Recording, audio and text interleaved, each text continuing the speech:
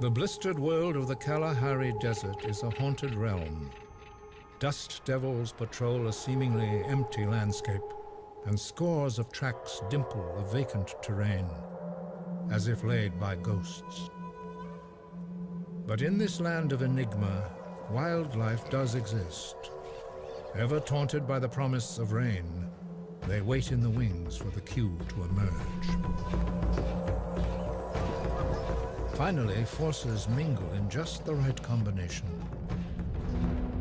Summoned by storm clouds, millions launch on epic journeys, slipping from their hiding places where some have spent years. It's a world set in motion by a few drops of water. Some have made this trek before.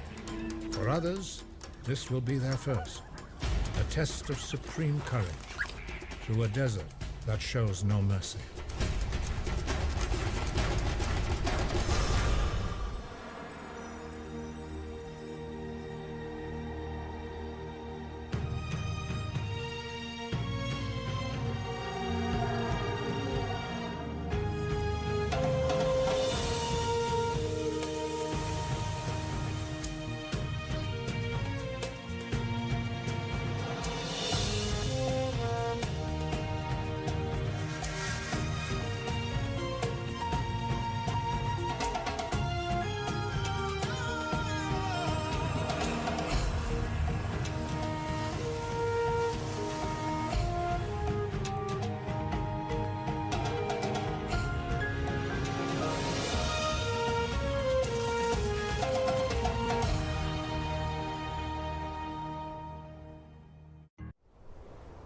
The Kalahari. It is a magnificent contradiction. Deemed a desert, it also holds vast grasslands and immense salt pans as deadly as the moon. It is a land of riddles. Tracks hint at huge herds. But where are they now? In hiding places and havens both near and far, each one waits for its own summons, a complex set of conditions.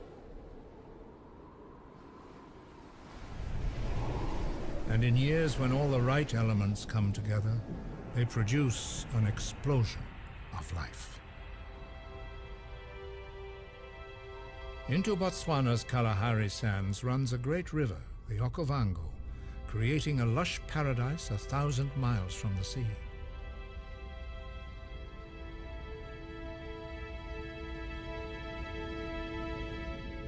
Beyond it lies the bed of an ancient lake, once the largest in Africa. Now all that is left is its immense footprint, known as the Makadakadi salt pans. Zebra and wildebeest are born to the Kalahari's relentless cycles of dry and wet, scarcity and plenty. Yet their limit has been reached. For many years, sparse rains have left the Boteti riverbed mostly dry. A spillway of the Okavango River, it has not flowed for 20 years. Even so, it remains a lifeline to a population on the brink. Wildebeest plunging down a riverbank are not greeted by a rushing deluge or eager crocodiles. Just more sad.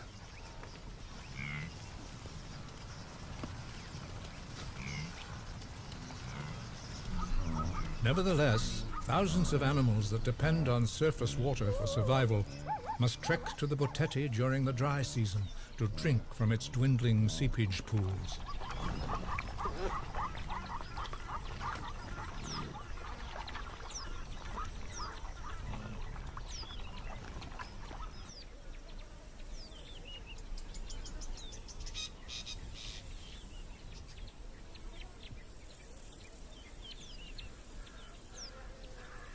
Crocodiles originally came down with the river from the north decades ago. Now, stranded in a dry land, they have held on and even bred in small mud pools and riverbank caves.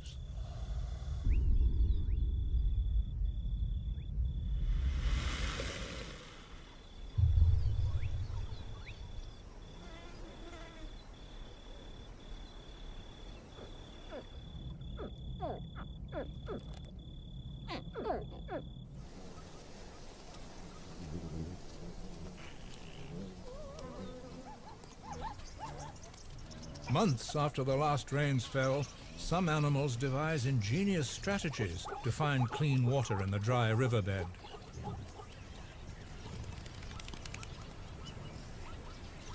Zebra scrape away the sand until fresh water seeps through.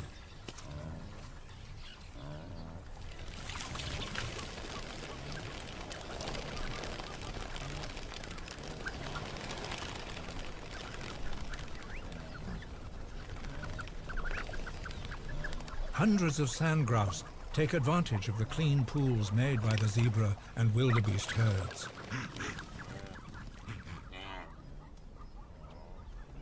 The male sand grouse has highly absorbent breast feathers, a remarkable adaptation that allows him to carry water back to his young. In the desert scrub where they live, the birds are well camouflaged, but here they are vulnerable. The martial eagle watches for any sign of weakness.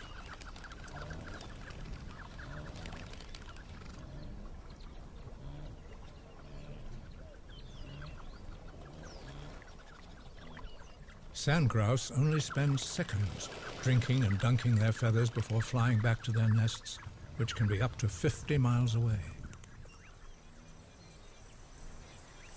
With their massive feet, elephants often create and enlarge water holes.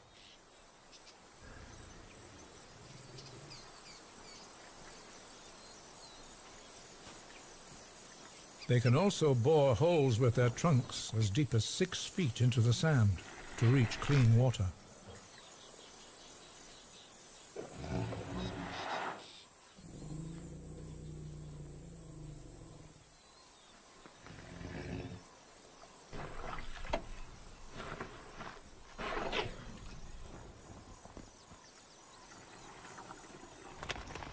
Every day, the herds must make an arduous journey many miles away from the dry riverbed to feed. Having exhausted the grass near the Boteti, the zebra's trek to grazing grows ever longer. Eventually, most of their day and almost all of their energy is spent en route, giving them barely enough time to eat before they must turn back to drink again. They also face tremendous competition. Termites consume huge quantities of grass. In some places, they eat far more than the herds, leaving behind barren wasteland. Termites need little water, getting enough from subterranean moisture and the plants they eat, so the distance between water and food is short. There are no shortcuts for the zebra in the dry season, just endless journeys in the heat and dust.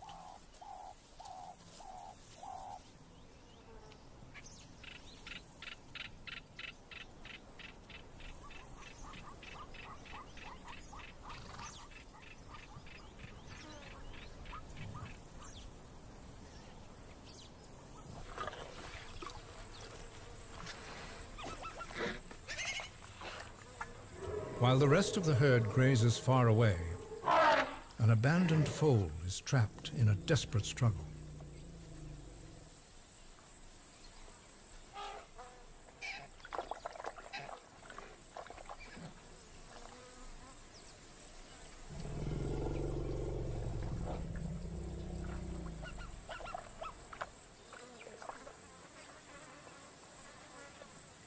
Lost and confused, the foal is attracted to the only other creature it sees. It follows the elephant as if it were its mother.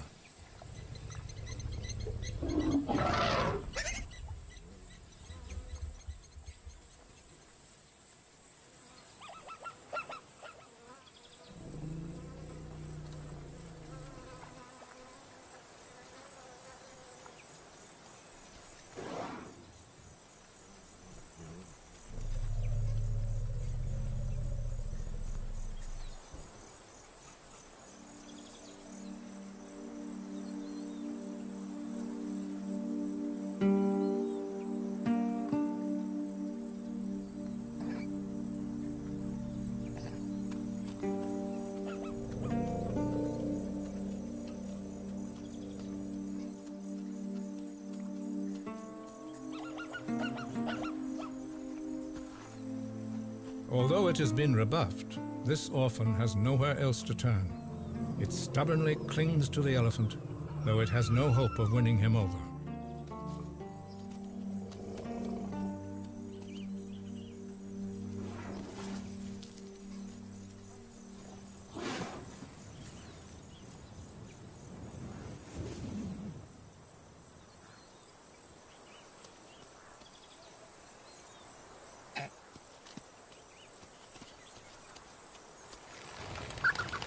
As conditions worsen, the sand grouse seek out the last remaining pools. At least the birds can come and go. It's the end of the line for the catfish. Their flailing whiskers seem to telegraph a message of doom to the lonely foal.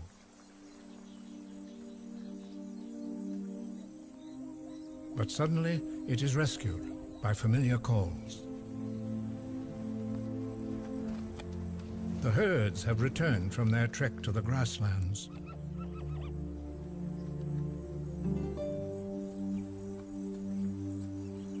Yet coated in mud, the foal looks darkly dangerous. It has become an unwelcome stranger among its own kind.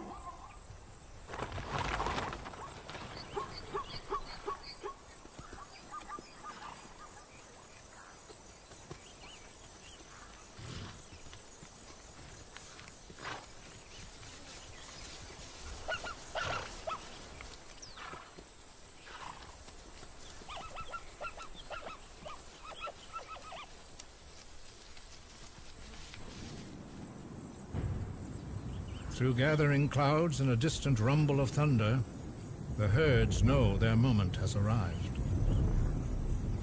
Heading east, they will cross 100 miles and more, chasing the rains for their promise of new grazing and fresh water.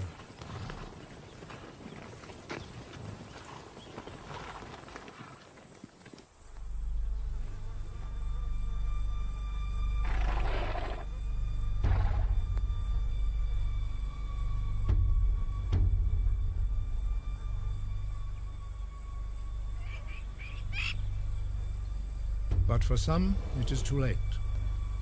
She can smell the rain on the wind, but starving and weary, her strength fails just as the hour is at hand.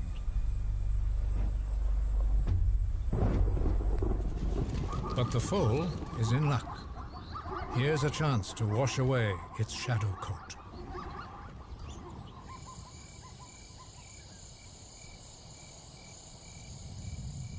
The change in weather stirs the termites deep in their castles.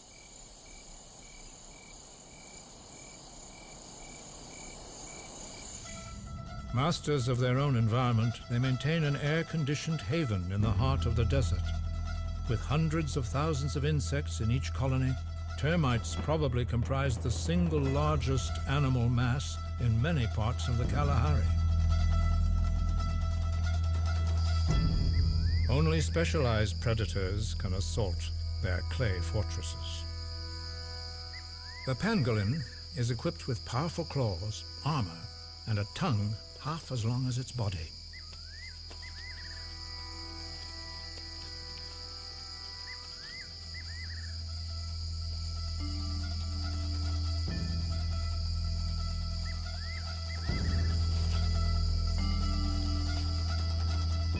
In a chamber deep inside the mound dwells the mother of millions, a giant egg-laying machine. The queen is so big she can hardly move, under her own power.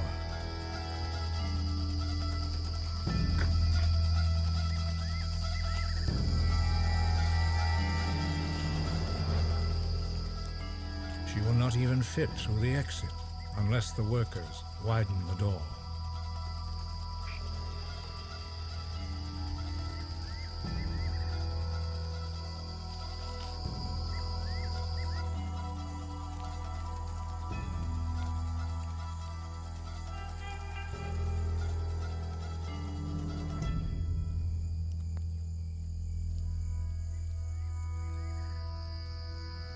The pangolin has damaged the colony, but the queen is unharmed.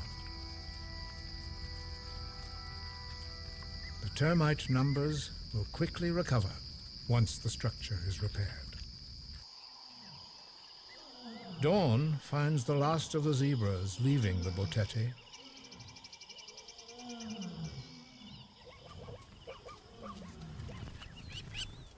In the open grasslands, they will escape from a harsh existence.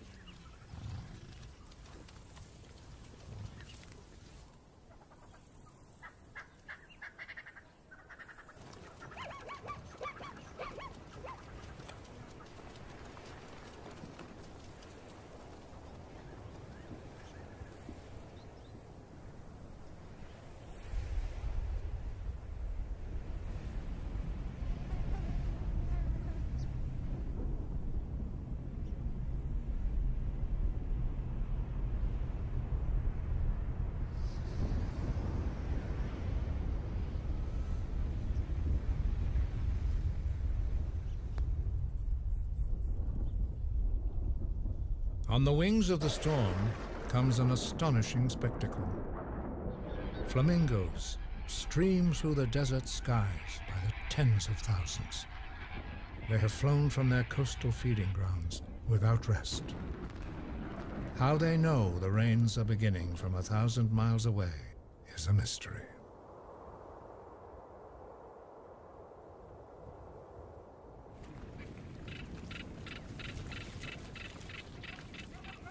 With the grassland waterholes restored by the rains, the zebras at last have water and grazing in the same place.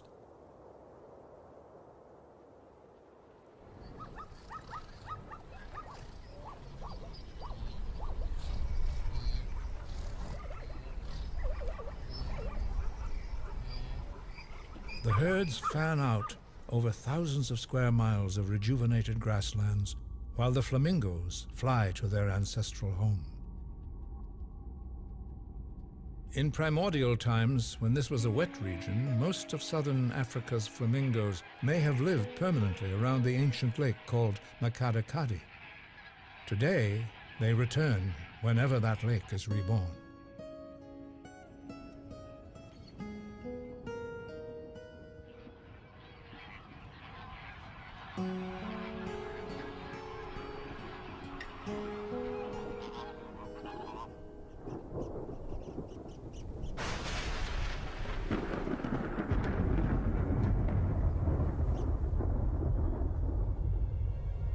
The shallow lake is rising, ephemeral but potent.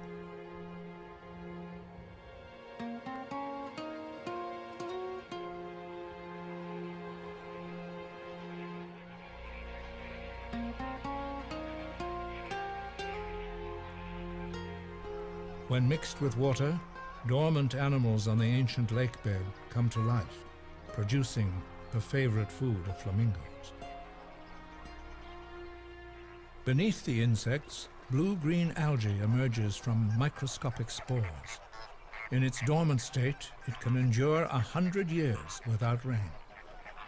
Blue-green algae is also the only food eaten by the lesser flamingo.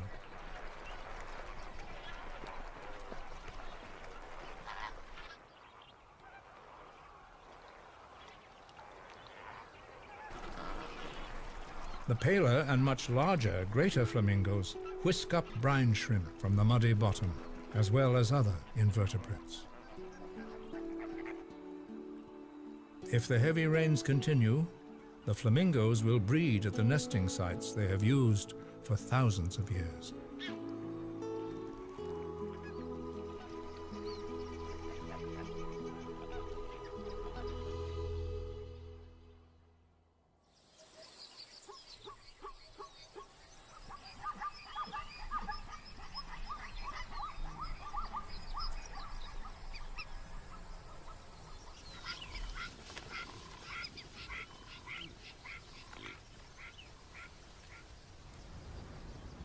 Unleashed with the rain are countless subtle signals. A rise in humidity, a shift in temperature, a softening of the earth. Complex messages for spore and seed to shake off their long slumber.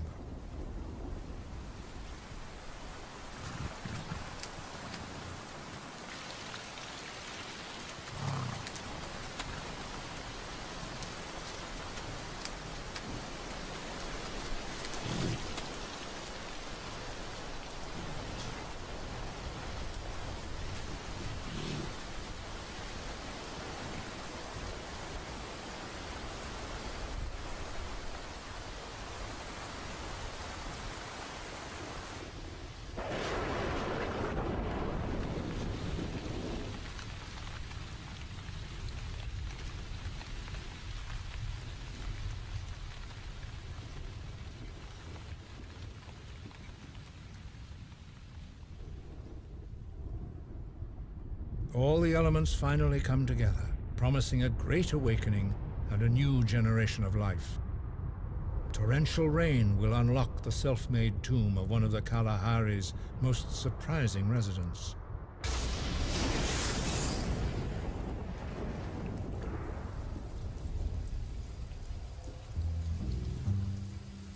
From deep underground, sealed in a protective suit of his own design, he surfaces.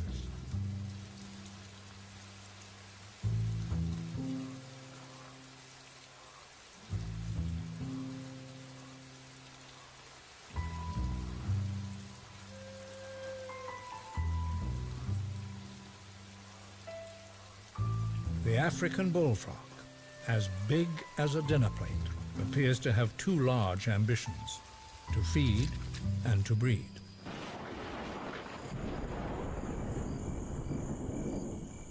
The desert provides for him winged alates, the cream of their kind.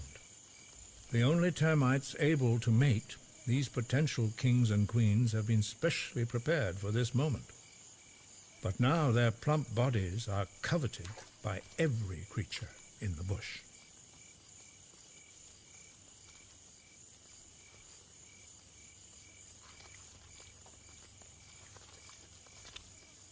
Slow and awkward, the alates have no defenses outside the mound. Out of the millions of alates, just a few may live to mate. A female shrugs off her wings and sends out her signal, an alluring scent. She and her mate burrow into the rain-softened soil and, with a lot of luck, could start a new colony. From rain-filled pools comes the booming call of bullfrogs. This big frog's song should deter other males, but it hasn't stopped a smaller frog from winning a mate.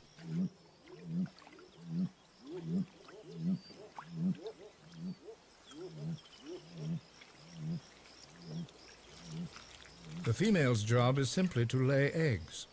Incredibly, the male alone will take responsibility for raising and guarding the thousands of tadpoles.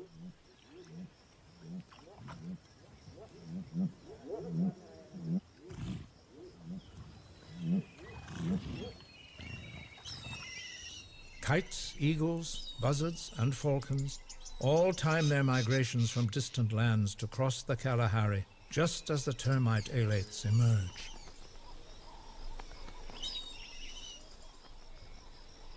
Fat is such a precious commodity in the wild that these winged butterballs fall victim to every sort of predator.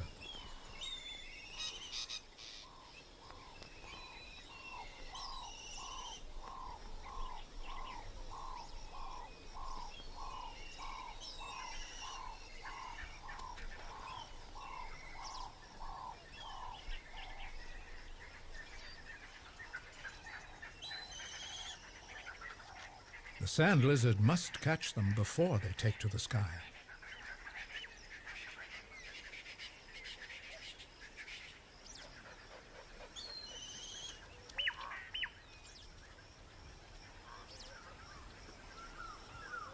Marabou storks track the rains across the desert in search of alates. Standing more than 4 feet tall, the enormous stalks fill up on tiny morsels.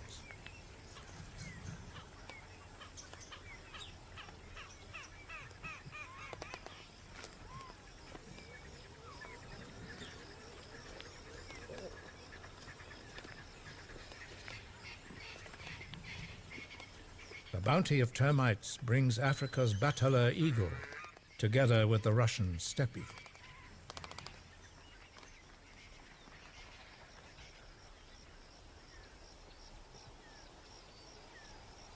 Discarded wings litter the ground. Remnants of a passing feast, they bear witness to the important role the termites play in feeding the multitudes.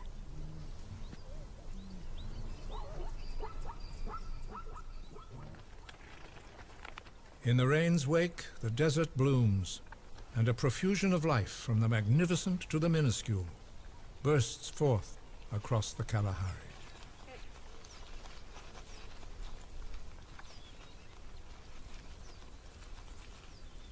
On a small scale, insects perform the same tasks that occupy all: feeding, breeding, and finding shelter before the water disappears.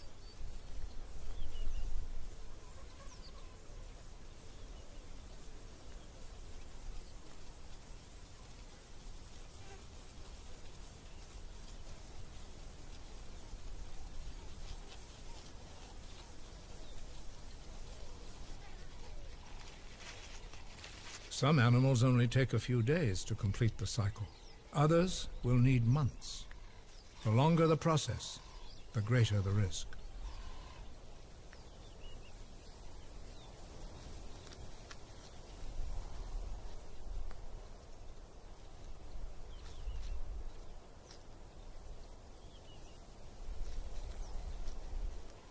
But all the Kalahari's creatures are pitted in a race against time.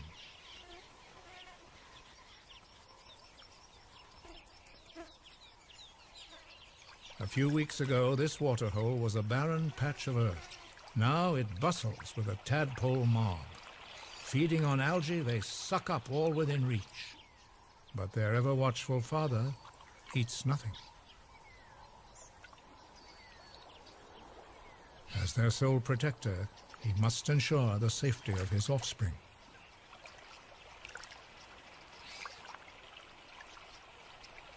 He attacks any predator that dares come close, even animals much larger than himself.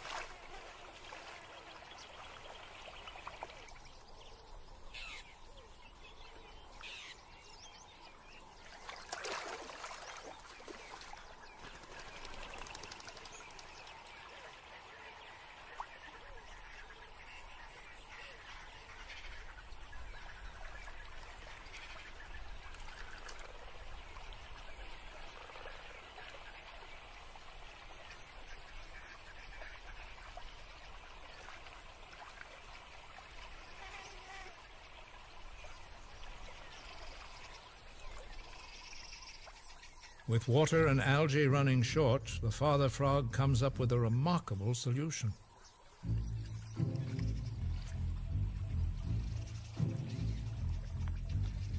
He digs a channel to the next pool.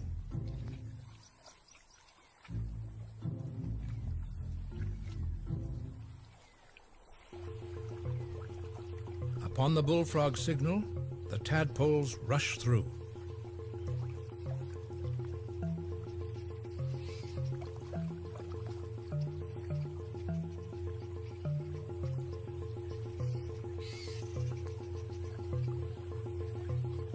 And immediately, they attack this new source of food.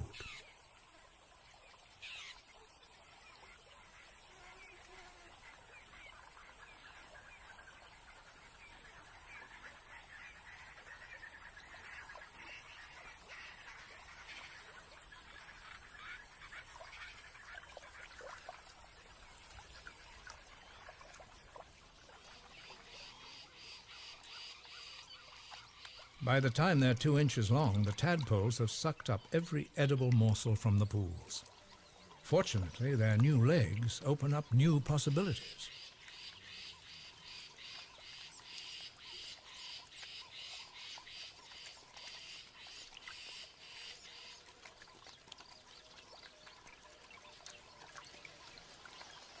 Plentiful water and a superabundance of insects draw hundreds of thousands of quelea finches to the Kalahari.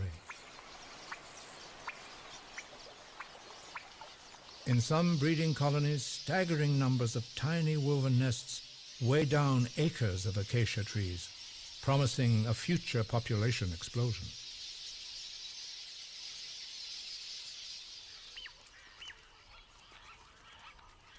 The frog's diet has expanded to include almost anything that moves.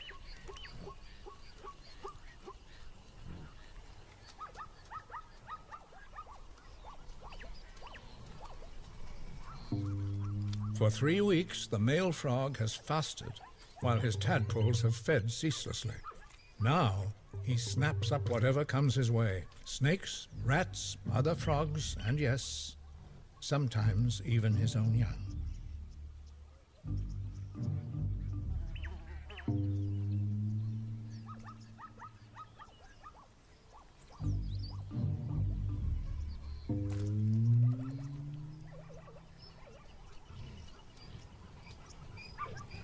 A bullfrog is aggressive as well as gluttonous. When confronted, he puffs himself up to a formidable size and fears almost nothing.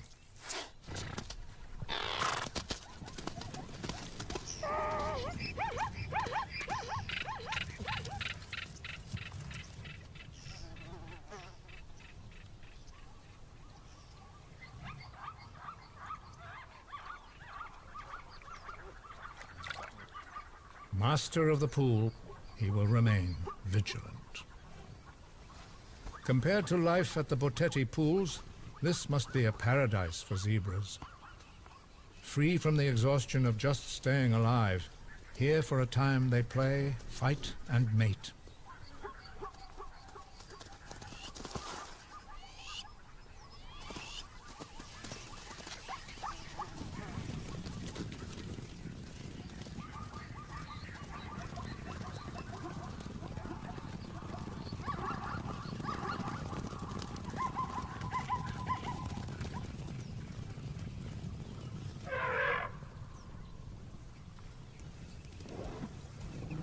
Who now would call this place a thirstland? The dry season has lost its sting, its memory drowned by a world awash in plenty. Elephants wander widely from one replenished waterhole to the next, enjoying fresh forage as they go.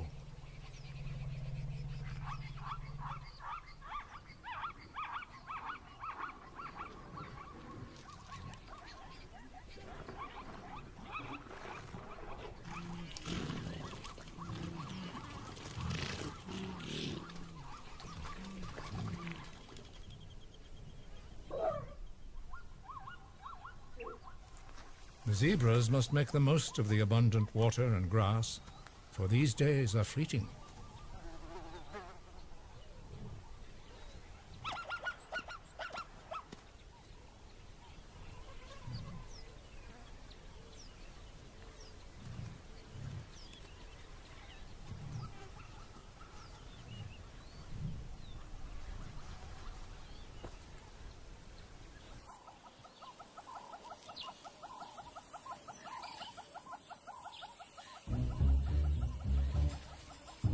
The hungry young bullfrogs will try just about anything.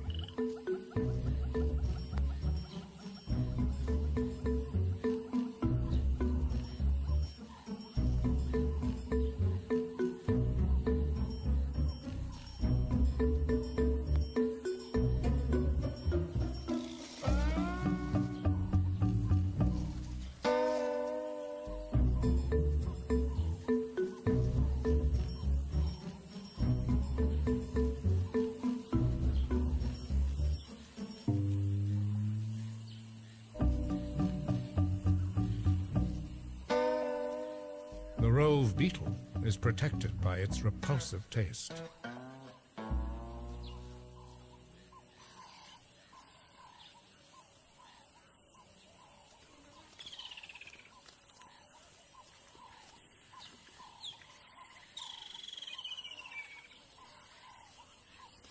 The wiry orange larva of a beetle is hotly contested. Though toothless and legless, it defends itself admirably.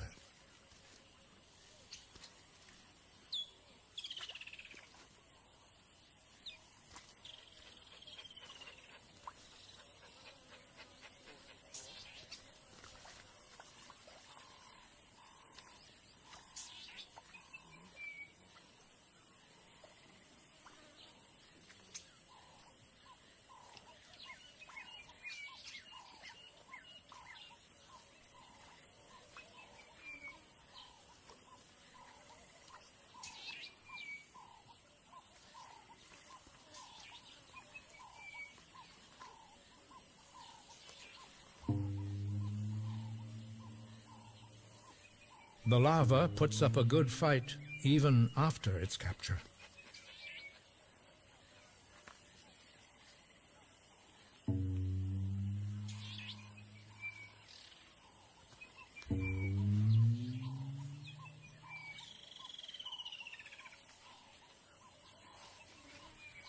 Most of the little hunters will eventually become the hunted.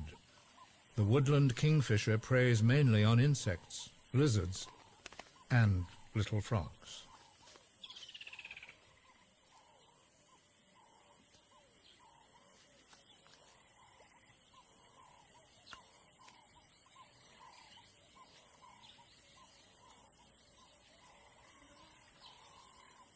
Only a few fat frogs will be left in the end.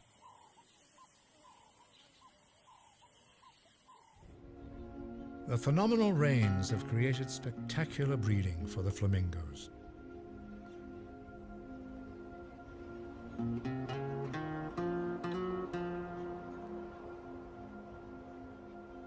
Nearly 50,000 chicks gather in living islands. Miles of shallow lakes surround them, providing food and protection from most predators.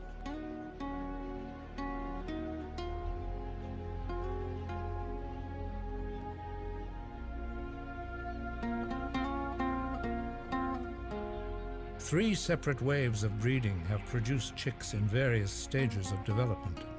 The first have already fledged, while the second are still immature.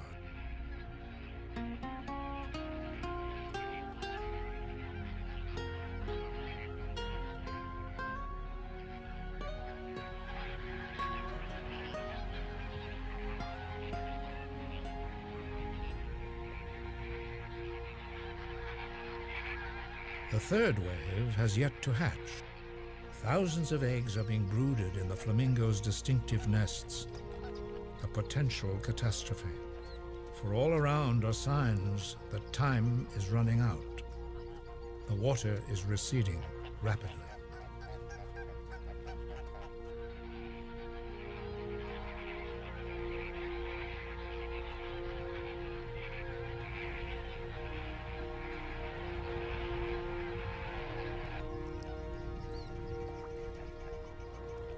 Soon their nest site will turn back into a toxic salt pan.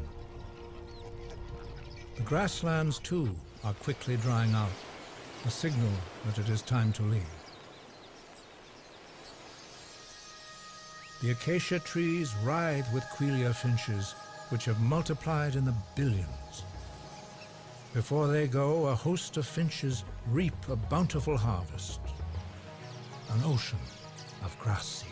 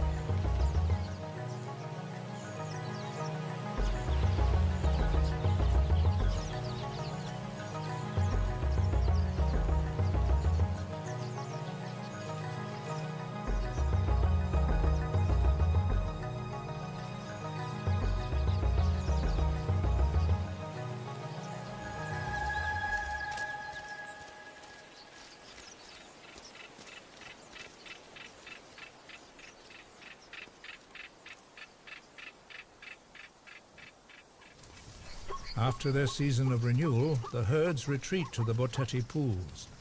They will not visit these rich grazing grounds again for many long months.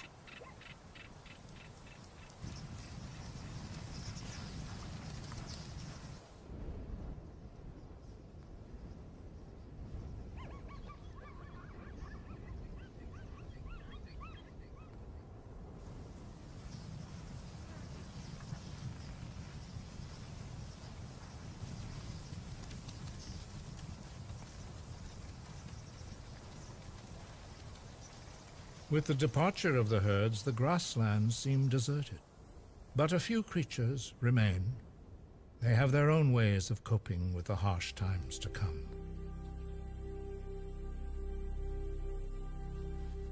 Before the beds of their pools harden completely, the last of the bullfrogs dig themselves in. Soon this one will be encased in a moisture-sealed coat and entombed in earth as hard as rock.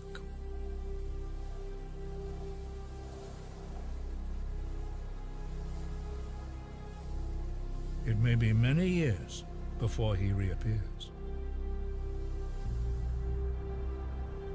The dry season lays claim to the Kalahari once again.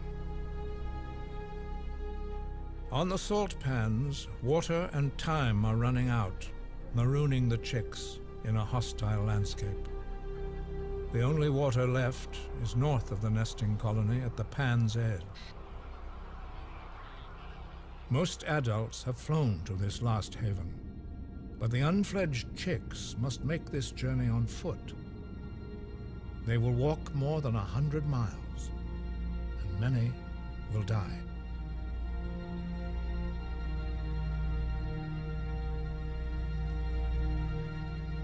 The waters on the surface of the pan have become a supersaturated solution, crystallizing into layers of pink salt.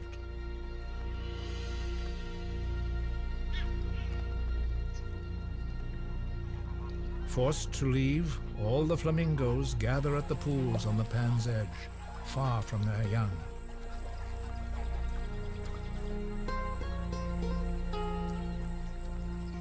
These waters are their only source of food, but they too are rapidly shrinking.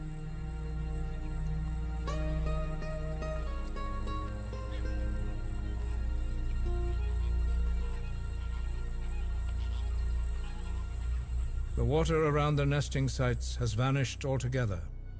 In its place, a searing, caustic plain stretches to the horizon. Vultures hover over huge creches of chicks, an omen of the life and death struggle about to begin.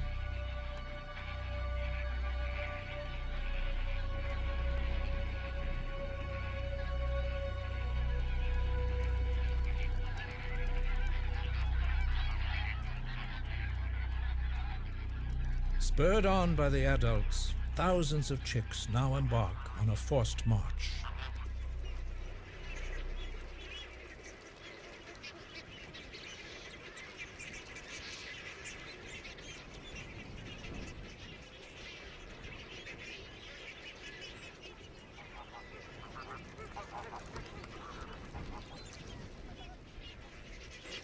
It is one of the greatest endurance tests in nature. Hatched in paradise, some chicks will spend the rest of their brief lives in hell.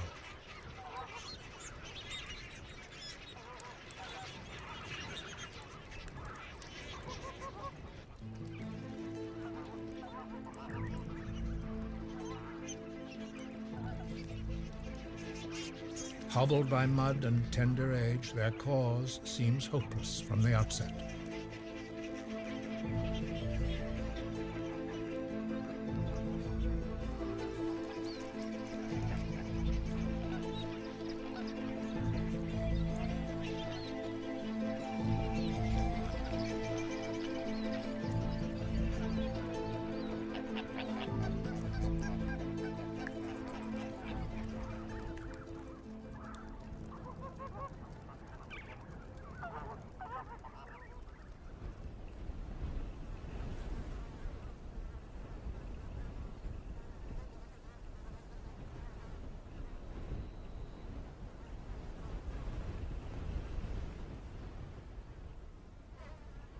Now the flamingo nesting site seems only fit for the dead.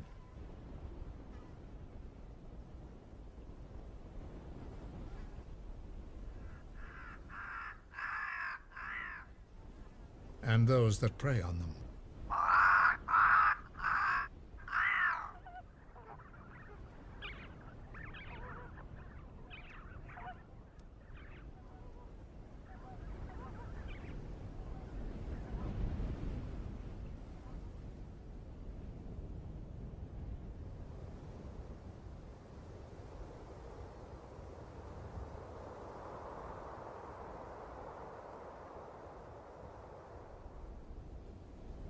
But life has not forgotten the Makarakadi.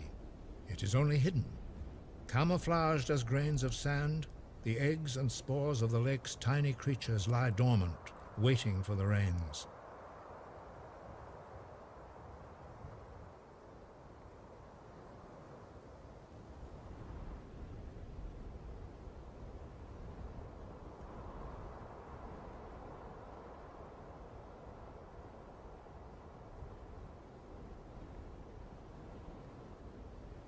Even in this desolate land, the Kalahari safeguards its seeds for future regeneration.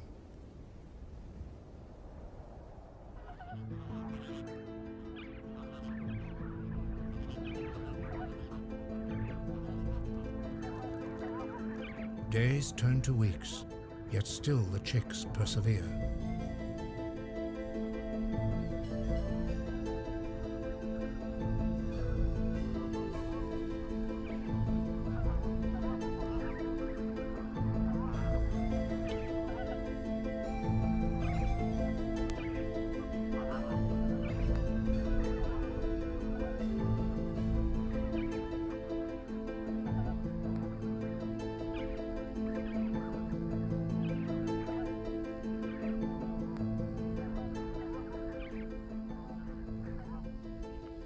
Every evening, the parents fly many miles seeking their chicks in a vast wilderness, bearing food to sustain them.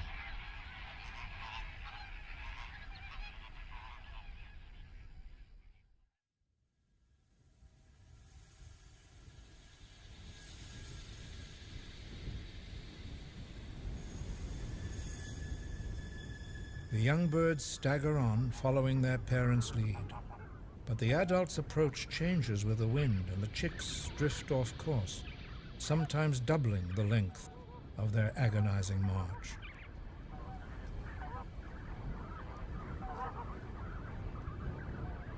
They trudge across the burning ground, sharp salt crystals slashing their feet.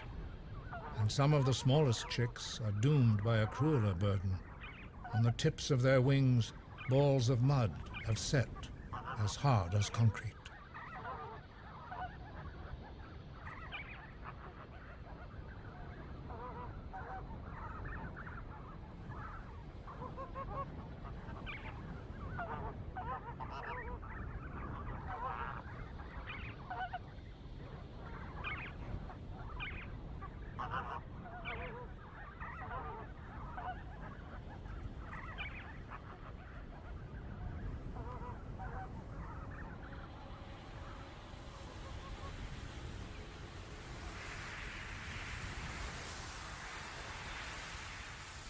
In some years, 50,000 chicks set out, and not a single one succeeds.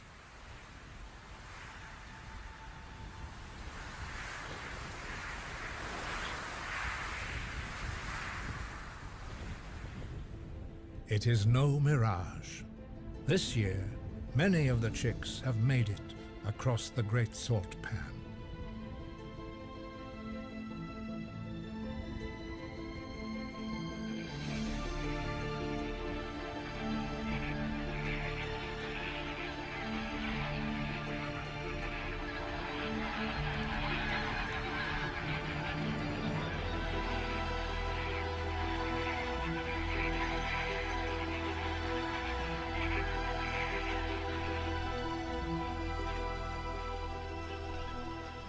They have survived the journey of their lives.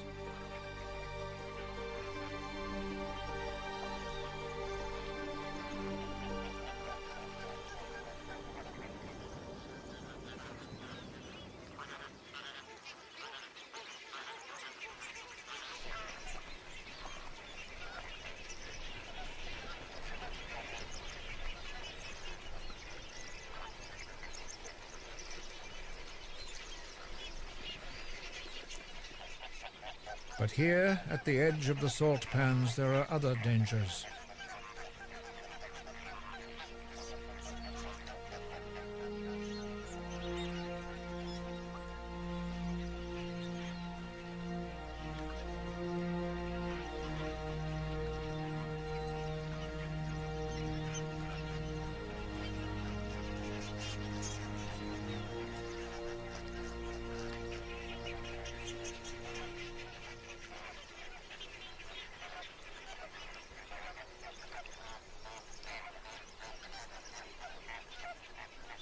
As soon as the youngest fledge, all must take flight for the coastal feeding grounds 1,000 miles away. There they will wait for the mysterious signal that calls them back to breed in the desert again.